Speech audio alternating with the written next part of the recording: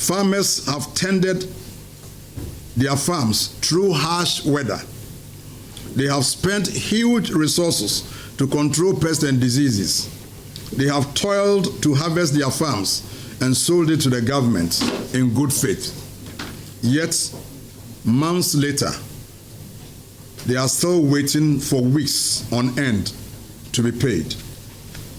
Is this the resetting which was promised the good people of Ghana, or the reversing of the cocoa industry? Farmers are asking.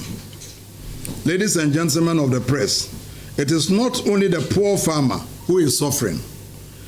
The failings of government and cocoa board are also hurting the cocoa buying companies, that is the LBCs, and transporters, especially the indigenous companies and local enterprises. By delaying in repayment of cocoa taken over from the LBCs, these business and investments are at risk. They have their working capitals locked up, their progress hindered, and financing confidence undermined.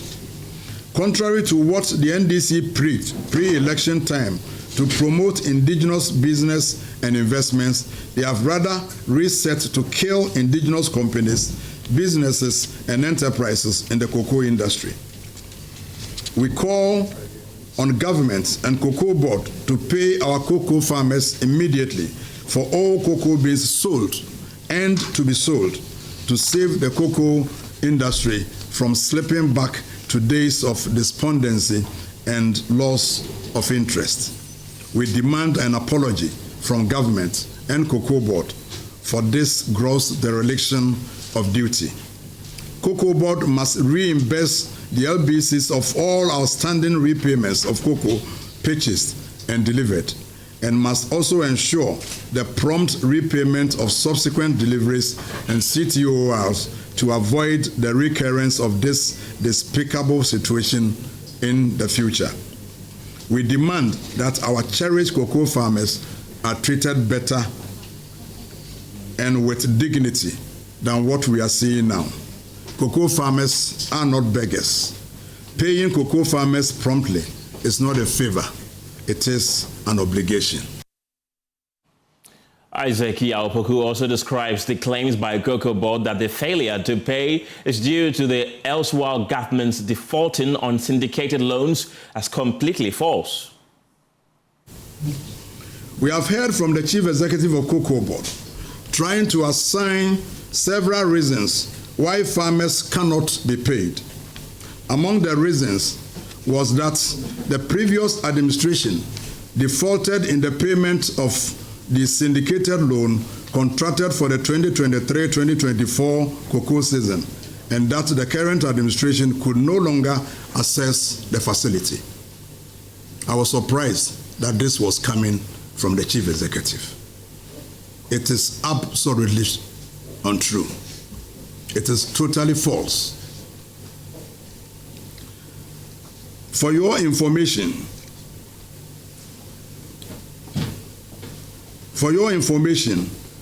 ladies and gentlemen, Ghana started the syndicated loan in 1993, and at the close of the 2023-2024 cocoa season, which was the last syndicated cocoa year, Ghana has never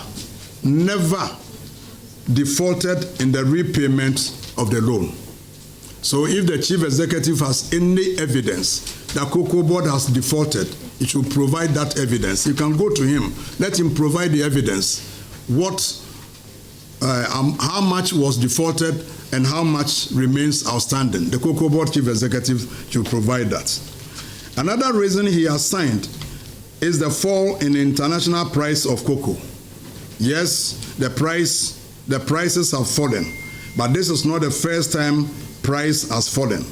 When the NPP assumed office in January 2017, world market price had dropped from 3,000 United States dollars per ton in June 2016 to 1,800 United States dollars per ton, barely enough to pay the cocoa farmer.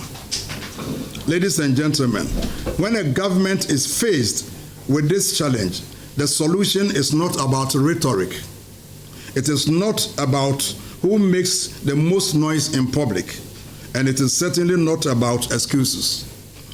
It is about visionary, level-headed leadership with experience and immersed in critical thinking and not politicizing the issue.